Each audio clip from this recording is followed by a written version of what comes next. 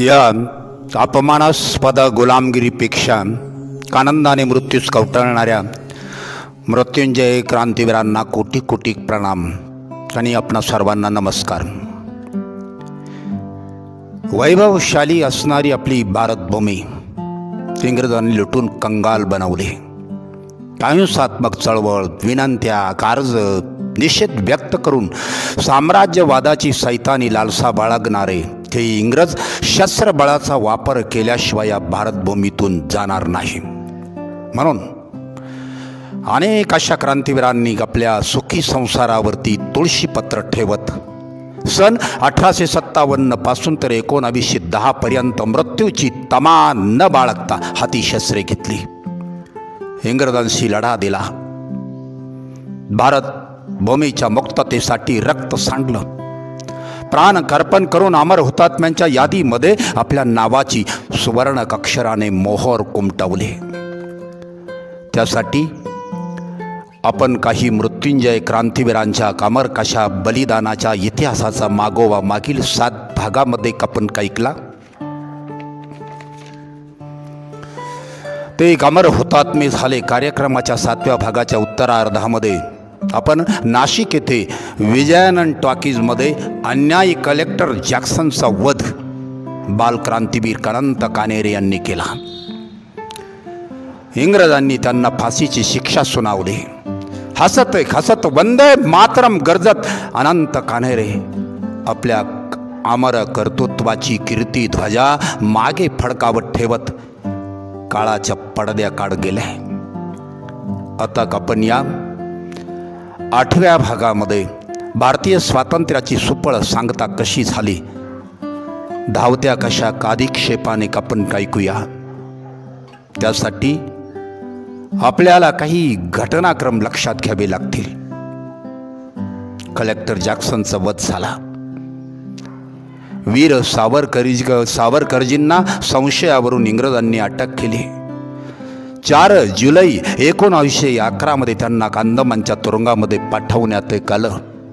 त्याचबरोबर टिळकांवरती राजद्रोहाचे आरोपाखाली खटला भरून 24 जून 1919 रोजी त्यांना अटक करण्यात आली होती आणि 8 जून 1914 मध्ये टिळकजींची सुटका करण्यात आली होती। पुढे 1883 ला आफ्रिकेला गेलेले महात्मा गांधी 1915 मध्ये भारतात आले होते। 1918 मध्ये इंग्लंड जर्मनी युद्ध संपलं होतं। आता साल 1919 मध्ये आपण डोकावूया। या 1919 सालामध्ये इंग्रजांनी क्रूरतेची सीमा गाठवली। किड्या मुंग्यासारखी माणसं मारली। इंग्रजांनी आपली पंजाबची भूमी रक्ताने भिजवले। त्या रक्ताची याद आपण जागूया। जिसमें बहकर आजादी पहुंची थी किनारों पर, शहीदों की खून की वो धारा याद कर ले। 6 एप्रिल 1919 रौलट ॲक्ट विरोधामध्ये पंजाबमध्ये हरताळ पाळण्यात आला होता। लोकांकडून निदर्शने केली गेली। त्यात महात्मा गांधींच्या अटकेची वार्ता वाऱ्यासारखी लोकांमध्ये पसरली। लोक क्षुब्ध झाले। भारत माता की जय, वंदे मातरम गर्जना करतात आकाश फाडू लागल्या आणि इंग्रजांनी निशस्त्र लोकांवरती गोळीबार केला। या गोळीबारामध्ये 30 भारतीय ठार झालाय। पुढे 7 दिवसांनी 13 एप्रिल 1919 जालियनवाला बाग मैदानवरती जाहीर सभा होती। अनेक असे स्त्री पुरुष, थोडक्यात प्रचंड कसा जनसमुदाय त्या ठिकाणाला जमा झाला होता। ओडवायरच्या हुकुमानं डायर लष्करी गाड्या घेऊन आला आणि डायरनं 10 मिनिटांमध्ये बंदुकांच्या 1650 फिरी झाडल्या। मार्ग चिंचोळा होता। लोकांना निघता येईना। 1000चे वर लोक मारले गेले। कितीतरी लोकांनी विहिरीमध्ये उड्या मारल्या।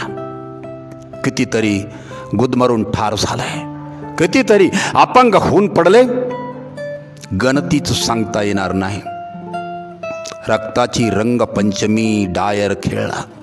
कित्येक लोकांवरती लाठीमार, कित्येकांना तुरुंगामध्ये डांबण्यात गेलं. सूळ कमी पडले म्हणून लोकांना झाडाला टांगून फाशी देण्यात आलं. रक्ताचा सडा पडला.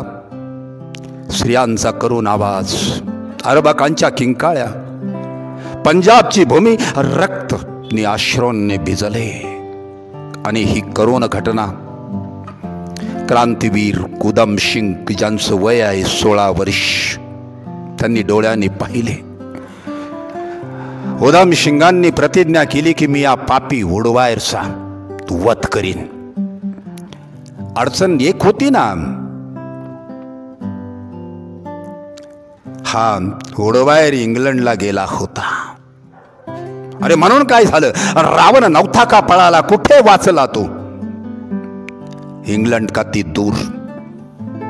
उधम सिंगांचा करतात त्या दिशेनं प्रवास सुरू झाला. उधम सिंगजींना करतात त्या प्रवासावरती आपण थोड्या काळाच्या साठी म्हणून सोडूया. इंग्रजांचा काळ गाठवला की छळणी फाशी, फाशी शब्द उच्चारल्यावर डोळ्यासमोर नाव येतं एका महान क्रांतिकारकाचं, जिन्होंने आजादी के वास्ते अपना सर फटा दिया लेकिन दुश्मनों के आगे झुक नहीं दिया, जिन्होंने खुले कासमा पे इनकलाब लिख दिया. तो उनका नाम है वीर भगत सिंग. थोडक्यात सांगतो, इसवी सन 1928 मध्ये सायमन कमिशन भारतामध्ये आलं होतं. लाला लजपत रायजींच्या नेतृत्वाखाली निषेध मोर्चा काढण्यात आला होता. इंग्रजांनी लोकांना न कळवता लाठीचार्जचा हुकूम दिला आणि या दारुण प्रसंगाने लाला लजपत रायजींचं निधन झालं. लालाजींच्या हत्येला सँडर्स आणि स्कॉट जबाबदार होते. क्रांतीवीरांचा निश्चय झाला या दारुण कशा प्रसंगाचा बदला घ्यायचा. सरदार भगतसिंग, राजगुरू, क्रांतीवीर सुखदेव, क्रांतीवीर चंद्रशेखर आजाद, जय गोपाळ इत्यादी क्रांतिकारकांनी सँडरच्या येण्या जाण्याच्या रस्त्याचं निरीक्षण केलं आणि बरोबर 4:30 वाजता पिस्तुलातून सँडर्सवरती त्यांनी गोळी झाडली. सँडर्स उठायलाच नको म्हणून भगतसिंगांनी त्याच्या छातीवरती 3 गोळ्या झाडल्या. सँडर्स पडला, तो कायमचाच. सर्व क्रांतीवीर त्या ठिकाणाहून पसार झाले. पुढे 2 बिले असेंब्लीमध्ये पास व्हायची होती, जन सुरक्षा बिल व औद्योगिक विवाद बिल, की ज्या बिलांवरती भारतीयांच्या नैतिक हक्कावरती गदा येणार होती. या गोष्टीचा निषेध व्यक्त करण्यासाठी भगतसिंग बुटकेश्वर दत्त असेंब्लीत योग्य ठिकाणी येऊन बसलाय आणि त्यांनी पेपरमध्ये गुंडाळून आणलेले 2 बॉम्ब असेंब्लीमध्ये फेकले. असेंब्लीमध्ये धूर झाला. स्फोटाचा आवाज हवेत विरतो न विरतो तोच पिस्तुलातून भगतसिंगांनी 2 गोळ्या छताकडील बाजूस झाडल्या. लोक घाबरले, सैरा वैरा पळत सुटले. भगतसिंग व बुटकेश्वर दत्तांनी त्या ठिकाणी घोषणा द्यायला सुरुवात केली, साम्राज्यशाही मुर्दाबाद, इन्कलाब जिंदाबाद. गर्जना करत पत्रक या क्रांतीवीरांनी असेंब्लीमध्ये फेकली होती की ज्या पत्रकामध्ये लालाजींच्या हत्येचा निषेध होता, जुलमी कायद्याचा निषेध होता. दोघाही क्रांतिकारकांनी स्वतःच अटक करून घेतले. पुढे करतातच न्यायालयामध्ये सुनावणी चालली. 13 जानेवारी 1930 रोजी न्यायालयाने आपला निकाल घोषित केला. शिक्षा जन्मठेपीची. पण त्याच दरम्यान लाहोर येथे सन 1929 10 जुलै सँडर्स हत्तीच्या केसची सुरुवात झालेली होती. पिसाळलेला सिंह जसा सावजा समोर गर्जना करीत येतो ना, तसे हे क्रांतीवीर न्यायालयामध्ये गरजत येते. ये खलाब जिंदाबाद. 7 ऑगस्ट 1930 रोजी न्यायालयाने निकाल घोषित केला. अनेक क्रांतिकारकांना वेगवेगळ्या प्रकारच्या शिक्षा ठोठावण्यात आल्या, परंतु क्रांतीवीर भगतसिंग, क्रांतीवीर राजगुरू, क्रांतीवीर सुखदेवजी या तिघांना मात्र फाशी देण्याचं ठरलं. लाहोरचं सेंट्रल जेल. या क्रांतिकारकांच्या हातापायामध्ये लोखंडी बेड्या आहेत, परंतु या क्रांतिकारकांना तमा नव्हती. देशभक्ता प्रासाद, बंदी शाळा, शृंखलाच्या गोफेल्या, पुष्पमाळा, चिता, सिंहासन, शूल, राजदंड, मृत्यू दैवत दे कमरता उदंड. आम्ही मातृभूमीच्या स्वातंत्र्यासाठी फाशी जाऊन या मृत्यूवरती विजय मिळवणार का होतो. 23 मार्च 1930 फाशीचा दिवस उजाडला. तिघाही क्रांतिकारकांच्या हातापायामध्ये लोखंडी बेड्या आहेत. क्रांतीवीर भगतसिंगजी मध्ये चालतायत, क्रांतीवीर सुखदेवजी उजव्या बाजूस आहे आणि क्रांतीवीर राजगुरू भगतसिंगजींच्या डाव्या बाजूस आहे. भगतसिंगांचे खात, दोन्ही खात दोघा क्रांतिकारकांच्या खांद्यावरती आहेत. जात होते फाशीच्या तख्ताकडून, परंतु तिघांच्या चेहऱ्यावरती मात्र आनंद होता. मातृभूमीच्या स्वातंत्र्यासाठी मरण यायला भाग्य कसावं लागतं ते कामाला मिळालं. जिंदा रहने के मौसम बहुत है, मगर जान देने की रुत रोज गाती नहीं.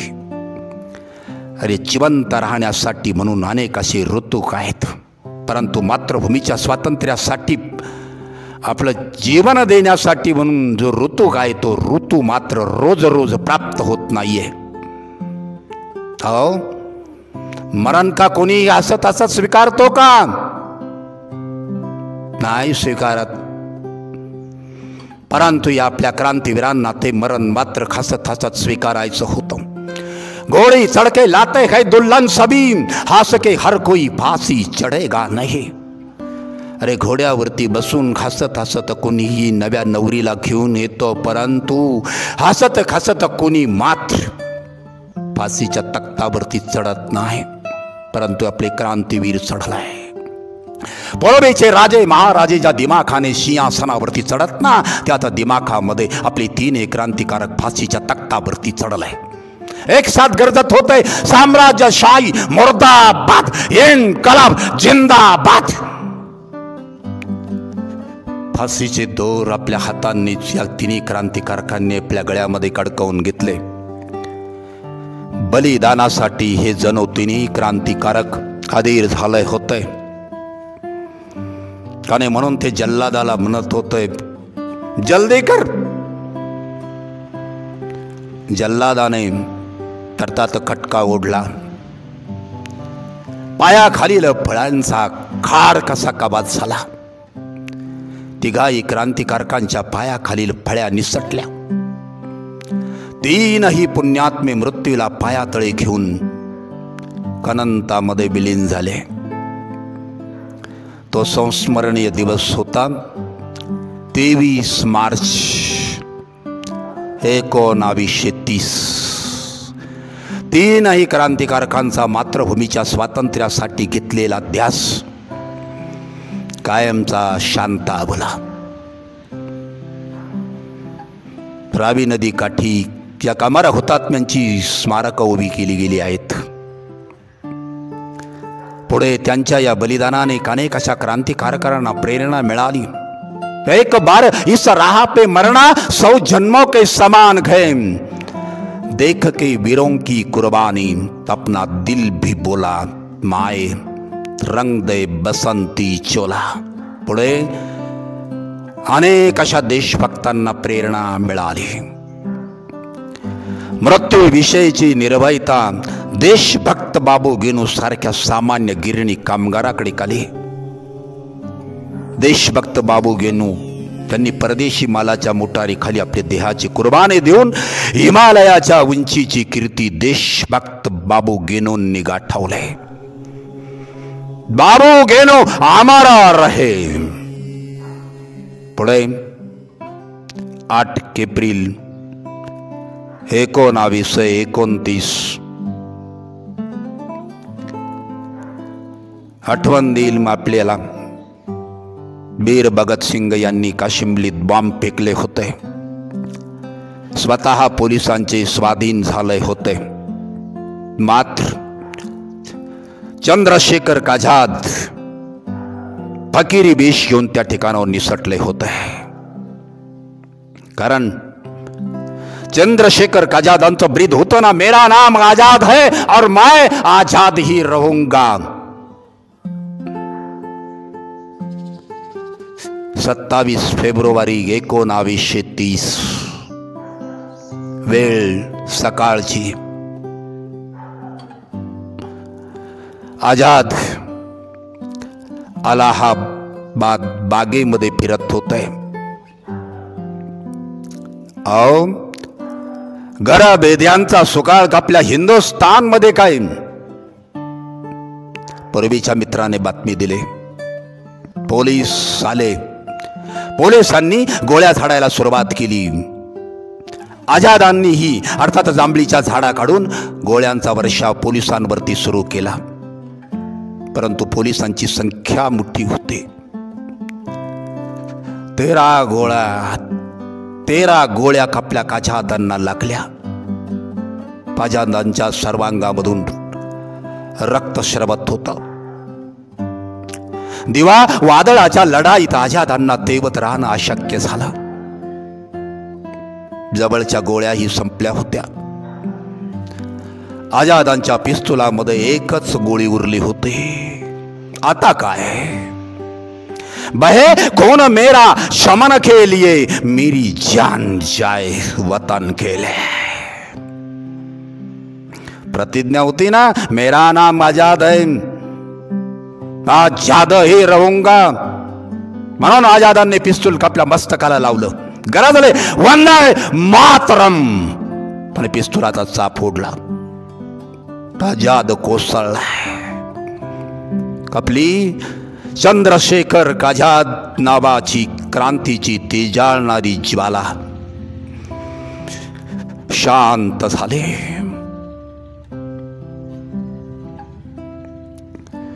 आझादांची अस्थी विसर्जित करण्यासाठी म्हणून बनारसला नेण्यात आली. ती अस्थी ही अर्थात लोकांना एका गोष्टीची जाणीव करून देत असेल. मैं जला हुआ राख नहीं, अमर दीप हूं. जो मिट गया वतन पर मैं वो शहीद हूं. आझादांची अस्थी विसर्जित करण्यात आली. आझादांचं जीवन गंगार्पण झालं. आझादांच्या कुर्बानीची याद कायमस्वरूपीसाठी राहावी म्हणून त्या बागेचं अल्फ्रेड पार्क नाव पुसण्यात आलं आणि त्या बागेला नाव देण्यात आलं चंद्रशेखर आझाद पार्क. चंद्रशेखर आझादजींना आपणा सर्वांचे कोटी कोटी सलाम. थोडक्यात भगत सिंह सुखदेव राजगुरु शेखर भी बलिदान हुए. मातृभूमि के खातिर ये सब हमारा शहीद हुए. मागील आठवण आहे आपल्याला. आपले सरदार उधम सिंगजी जालियनवाला बाग हत्याकांड मैदानला जबाबदार असलेला जो ओडवायर काय तो ओडवायर इंग्लंडला गेला होता आणि त्याचा बदला घेण्यासाठी म्हणून आपले उधम सिंगजी करतात त्या दिशेने त्यांचा प्रवास सुरू झाला होता. सरदार उधम सिंगजी खडतर असा प्रवास करत करत हत्याकांड जबाबदार असलेल्याला समाप्त करण्यासाठी म्हणून कथा ते इंग्लंडला पोहोचले होत आहे. त्यांनी ओडवायरची ओळख करून घेतली होती. या ओडवायरची मर्जी संपादित केले होते. लंडन येथील कॅक्सन हॉल आणि या कॅक्सन हॉलमध्ये अफगाण आणि विद्यमान परिस्थितीवरती व्याख्यान ओडवायरचं होतं. उधम सिंगजी कार्यक्रमाच्या ठिकाणी पोहोचले होते. बोलण्यासाठी ओडवायर उभा राहिला. खुनी वक्ता उभा राहिला. परंतु उधम सिंगजींना तो वक्ता उभा ठेवायचा नव्हता, तर आडवा करायचा होता.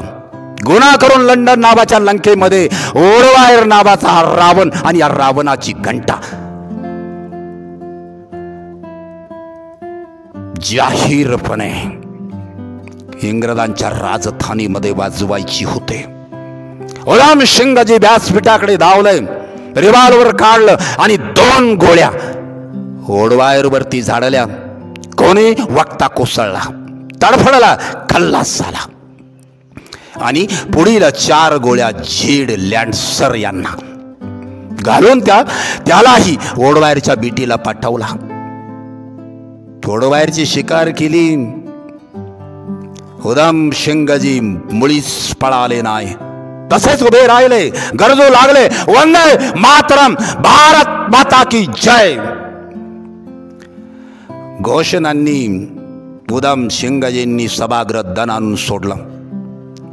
सभागृहात मधील इंग्रज अचंबित झालाय. अरे, आमच्या राजधानीमध्ये येऊन ओडवायरला गोळ्या घालणारा कोण आहे? आपली निर्भय नजर उधम सिंगजींनी करतात सर्वांवरती रोखलेली. जणू काय त्या निर्भय नजरेनं सांगत होते इंग्रजांना, मैं हिंदुस्तान देश का हनुमान हूं, देश हिंदुस्तान मेरा राम है, छाती चिर के देख ले, अंदर बैठा हिंदुस्तान है. पाहता काय? पकडा मला. पोलीस आले. उधम सिंगजींना पोलिसांनी ताब्यामध्ये घेतलं. पुढे न्यायालयामध्ये केस चालले. निकाल तोच, फाशी. 31 वर्षापूर्वी ज्या वधस्तंभावरती क्रांतीवीर मदनलाल धिंगराजी यांना फाशी दिलं होतं, त्याच वधस्तंभावरती क्रांतीवीर उधम सिंगजींना 31 जुलै 1940 रोजी फाशी दिला गेला. क्रांतीवीर उधम सिंगजींना कापणा सर्वांचे शत शत नमन. स्वातंत्र्य लढ्यामध्ये 1942 साल अर्थात अविस्मरणीय साल आहे. शत्रु सब जान हो, विरुद्ध विधि विधान हो, मुकाबला करेंगे जब तक जान में ये जान है. शत्रु किती मोठा कसू द्या, विधीचं विधान आमच्या विरोधामध्ये लिहिलेलं कसू द्या, परंतु जोपर्यंत आमच्या शरीरामध्ये प्राण कायत ना तोपर्यंत आम्ही शत्रूंशी मुकाबला करू. 9 ऑगस्ट 1942 महात्मा गांधींनी ब्रिटिश राज्यकर्त्यांना छोड़ो भारत, चले जाओ आदेश दिला. इंग्रजांनी शेकडो नेत्यांची धरपकड केली. नेते पकडले गेले, अनुयायी नेते बनला. मिरवणुकांवरती इंग्रजांनी बंदी घातली होते, पण कोण पाळील हा बंदी हुकूम? भारतीयांनी जणू निर्धारच केला होता, जिंको किंवा मरू. अरे, मुले सुद्धा माघारी नव्हती. प्रसंग सांगेल आपल्याला मी थोडक्यात. 10/9/1942 दिवस, जिल्हा धुळे, गाव नंदुरबार येथील शाळेतल्या मुलांनीही हा बंदी हुकूम पायदळी तुडवला. घोषणा देत चालले होते न्यायालय कचेरीकडे. अरे का भ्यायचं इंग्रजांना? लहान मुले ही स्वातंत्र्याच्या आकांक्षेनं पेटली होती. चालले होते गर्जत, वंदे मातरम, भारत माता की जय, कचेरीकडे. बच्चों की सेना चली हिंदुस्तान की गली, यहाँ का हर एक बच्चा है बाहुबली.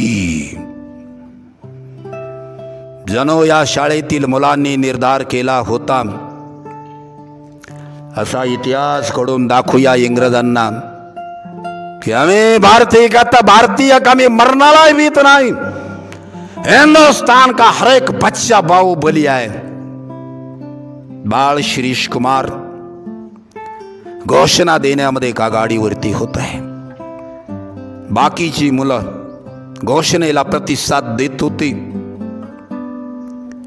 घोषणा देत मुलांची मिरवणूक चालली होती.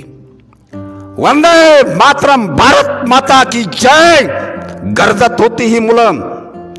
परंतु पोलिसांची डोकी फिरले आणि इन्स्पेक्टरनं तर कहरच केला. इन्स्पेक्टर मुलांवरती गरजला, आय वंदे मातरम मत बोलना, मत बोलना वंदे मातरम, खल्लास करीन. विचार करा, या मुलांच्या घोषणांनी या इंग्रजांची सत्ता काय उलटणार होती? मुलांच्या घोषणा चालूच होत्या. आता मात्र बाळ शिरीष कुमार वरती इन्स्पेक्टरनं पिस्तूल रोखला आणि इन्स्पेक्टर पुन्हा गरजला, मत बोलना, खलास करीन. बाळ शिरीष कुमार घाबरले नाही. त्यांनी पुन्हा गर्जना केली, वंदे मातरम, आणि इन्स्पेक्टराने पिस्तुलाचा चाप फोडला. आणि बाळ शिरीष कुमार भारत माता की जय कर्जत रक्ताच्या थारोळ्यामध्ये कोसळलाय. आणखी 4 मुलं पुढं खाले. धनसुख, घनश्याम, लालधर आणि शशीधर हे मुलं एक साथ गरजली, भारत माता की जय, वंदे मातरम. आणि माथे फिरू इन्स्पेक्टराने या 4 मुलांना गोळ्या घालून ठार केला. ही 5 मुलं पारतंत्र्याचं दुःख सांगण्यासाठी देवाघरी गेली.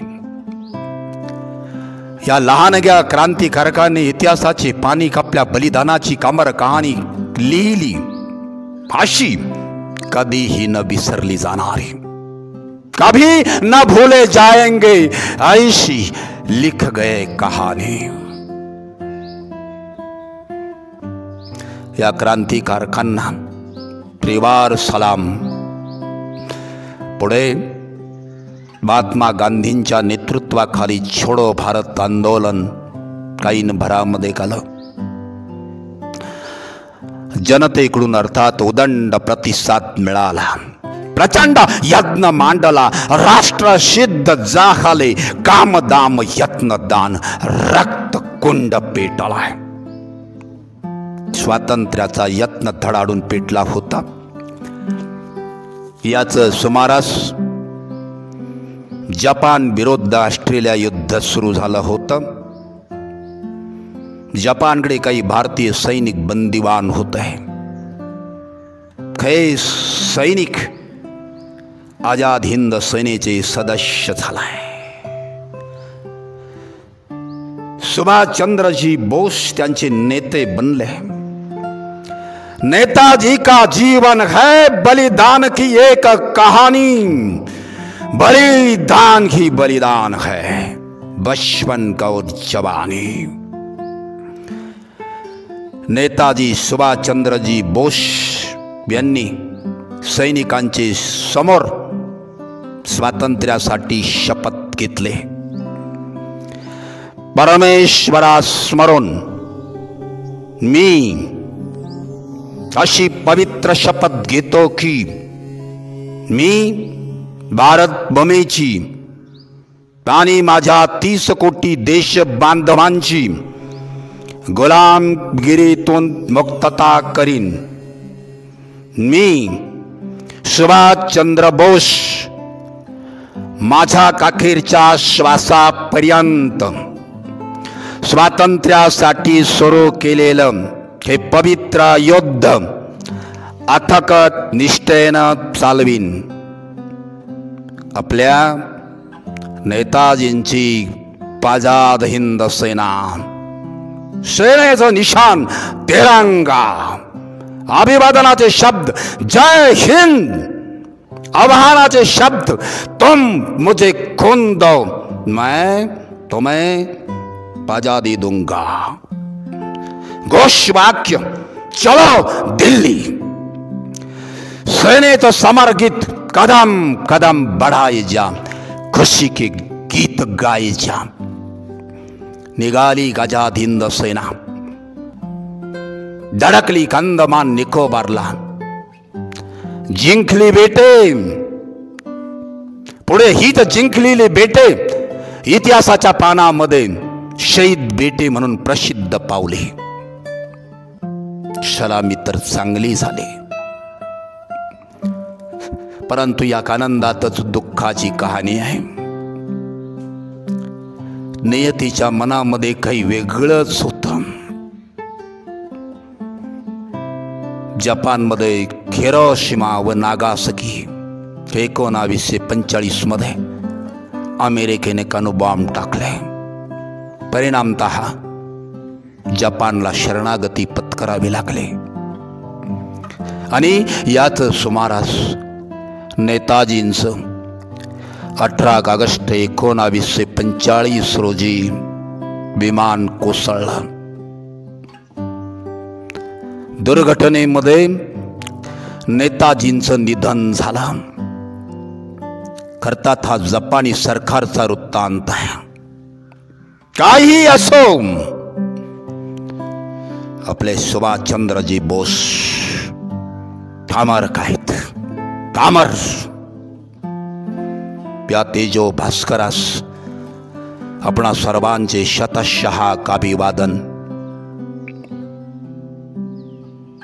याच पार्श्वभूमीवरती पुढे आझाद हिंद सेनेला आपली शस्त्रे खाली ठेवावी लागले। सेनेच्या लढ्याचं पर्व जरी संपलं होतं, परंतु याच प्रेरणेमधून दुसरं पर्व उभं राहिलं होतं। नौसैनिक दल आणि वायुसैनिक दल, आपल्या हिंदी सैनिकांनीही नौकांवरती तिरंगा फडकावला, घोषणा दिल्या, वंदे मातरम, भारत माता की जय।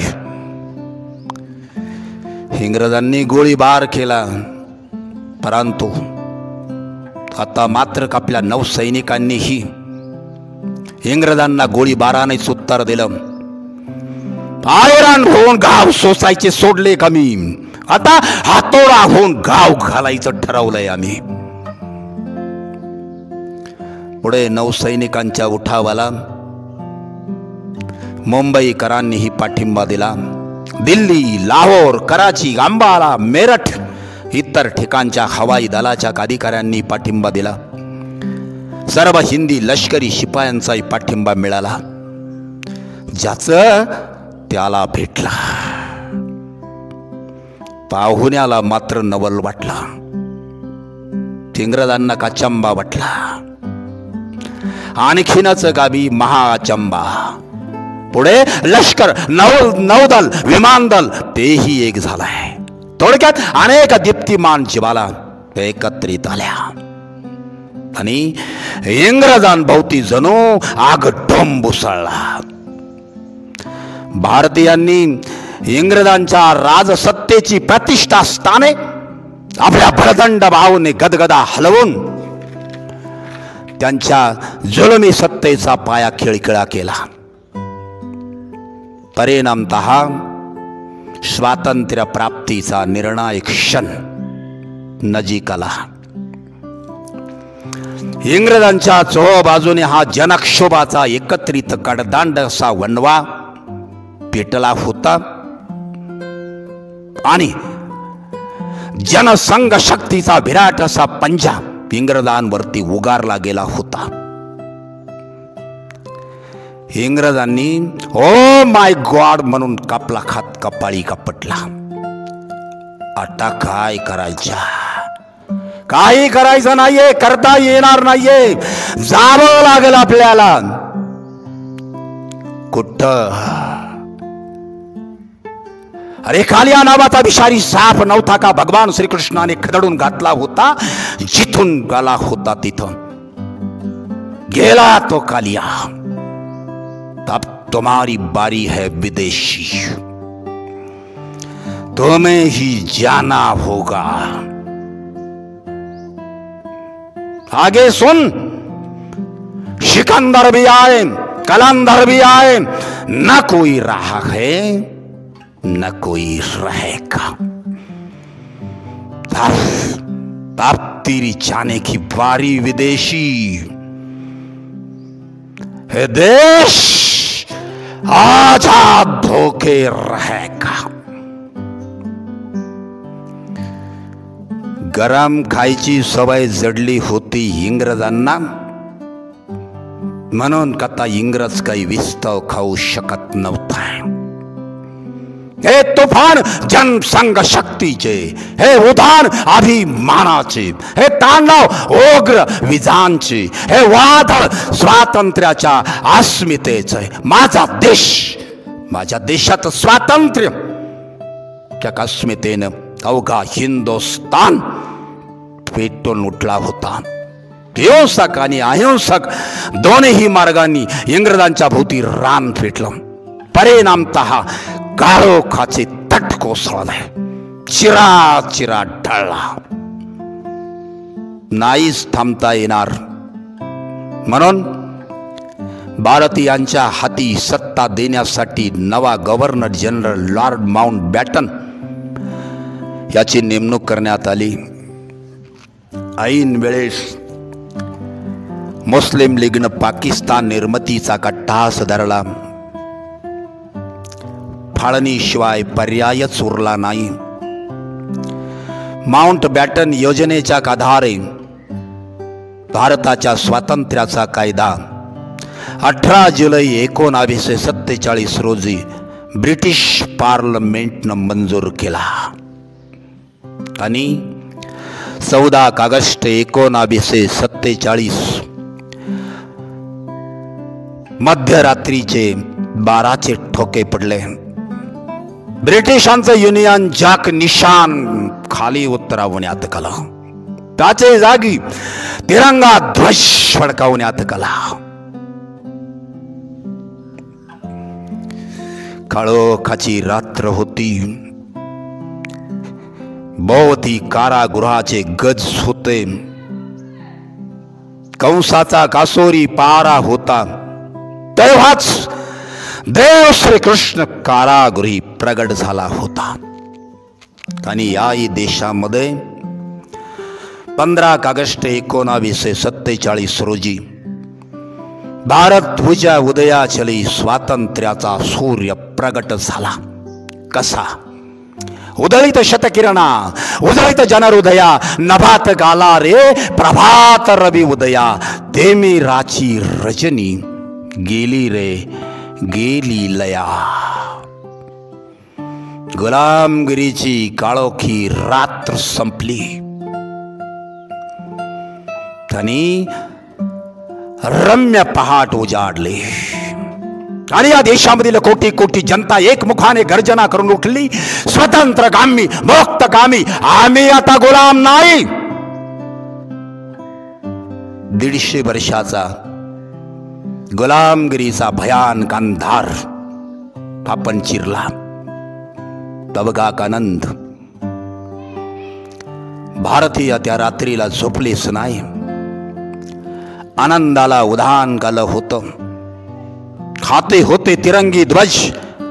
भारतीय जणू अवघ्या जगाला आपली ओळख सांगत होते.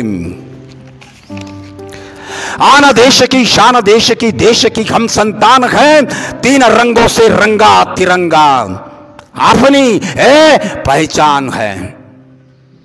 लहराएगा ये तिरंगा जब तक गगन रहेगा, निशान है हमारा तब तक ये गगन रहेगा। हिंदुस्तान जिंदाबाद। सव्वीस जानेवारी 1950 भारत प्रजासत्ताक राज्य बनले। आपल्या या स्वतंत्र भारताचे संविधान कमलात आले। भारत रत्न डॉक्टर बाबासाहेब आंबेडकर भारतीय संविधानाचे शिल्पकार, त्यांच्या समता, बंधुता, लोकशाही मूल्यावर आधारित असलेल्या संविधानाला धरून आज आपण स्वातंत्र्याचा उपभोग घेतो आहोत, आझाद आहोत आज आपण। पण ही आजादी भिक्षा मागून नाही मिळाली आपल्याला। लड़े शेर की तरह बलिदानी ये रंग लाई है, उन्हीं वीरों की बदौलत हमने ये आजादी पाई है। फकीरांनी शत यत्न मांडले, बेदेवरती रक्त सांडले, अर्थात या देशाच्या आजादीसाठी ध्येय वेड्या स्वातंत्र्याच्या फकीरांनी उपवास काढले, विजनवास स्वीकारला, खाला पेष्टा काढल्या, आपल्या घराधराचा त्याग केला, आपलं रक्तही सांडलं, तेव्हा आपल्याला स्वातंत्र्य मिळालं। स्वातंत्र्य केवळ हुतात्म्यांच्या बलिदानानंच मिळालं असं म्हणणं तसं अति धाडसाचं काय। त्यामध्ये सगळ्यांचं योगदान मोलाचं आहे।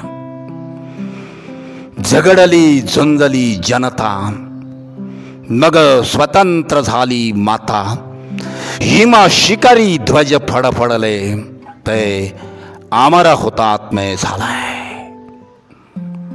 अनेक देशभक्तांनी, नेत्यांनी स्वातंत्र्य प्राप्तीसाठी या खडतर वाटेनं जावं लागेल म्हणून जनतेला ती वाट दाखवली। ती काटेकुटे दगड धोंडे कसलेली खडतर वाट, भले ती वाट अहिंसेची असेल अथवा हिंसेची असेल, दोन्ही वाटा तशा खडतरच होत्या। त्या वाटेवरती ते चालत राहिला। अनेक असे ज्ञात आणि अज्ञात देशभक्त स्वातंत्र्यासाठी झगडले, कामी आले। त्या नेत्यांचा, देशभक्तांचा गौरव आपण शब्द फुलांनी तर करतोच, तरी पण आपण एक महान असं वास्तव, एक प्रकार असं सत्य आपण नाकारू शकत नाही। जर कोणाची देशभक्ती अधिक गौरवास्पद असेल तर ती या स्वातंत्र्य लढ्यात लढत लढत आपल्या देहाची कुर्बानी दिलेल्या हुतात्म्यांचीच, हो हुतात्म्यांचीच। म्हणून या भारतभूच्या मुक्ततेसाठी हुतात्म्यांचं बलिदान आपण विसरता कामा नये। त्यांच्या बलिदानाच्या इतिहासाची रामायण महाभारतासारखी पारायणे व्हायला हवीत, म्हणजे प्रत्येकाच्या मनामध्ये देशभक्ती व देशनिष्ठा जागृत होईल। आणि मग पहा, दुनिया में कोई ऐसी ताकत नहीं कि जो हिंदुस्तान की ओर आंख उठाकर देखे। तने बंधूंनो, त्याच बरोबर ती साने गुरुजींचंही बल सागर भारत हो, विश्वात शोभूनी राहो, हे स्वप्न साकार होईल। त्या स्वप्नाच्या पूर्ततेसाठी केवळ आपण स्वातंत्र्य मिळवलं या आनंदाच्या साखर झोपेमध्ये राहून जमणार नाहीये, तर भारत माझे गाव, सैनिक माझे नाव. प्रत्येकाने सैनिक समजून स्वातंत्र्य टिकवण्यासाठी आपण सर्वांनी सदैव सजग राहण्याची गरज आहे. सजग राहण्याची. आज आपण आजाद आहोत. आजाद देश के पंछी है हम. आजादी की बड़ी कहानी है. जाने कितने मर मिटे दी जवानों ने कुर्बानी है.